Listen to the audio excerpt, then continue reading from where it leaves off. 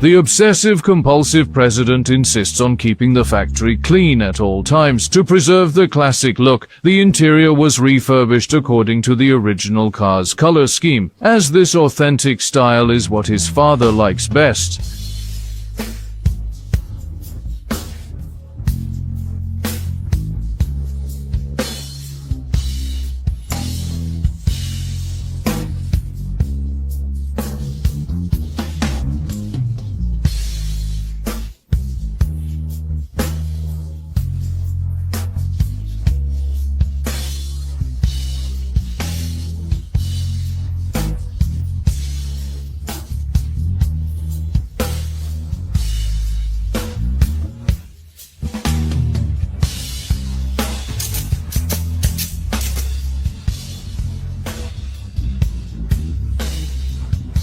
All plastic parts that need refurbishing must be cleaned first before proceeding to the next step. Sand the surface of the plastic parts until smooth.